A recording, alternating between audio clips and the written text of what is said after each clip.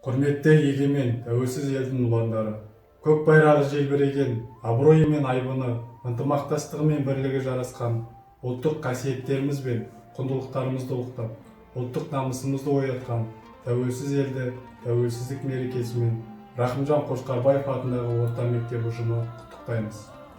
Еліміздің жолында жастар бастарын бәйгеге тігіп, бодандықтың құрсауынан шығуға ұмтылып, жасаған әрбір істері тәуелсіз жарқын істермен байланысты.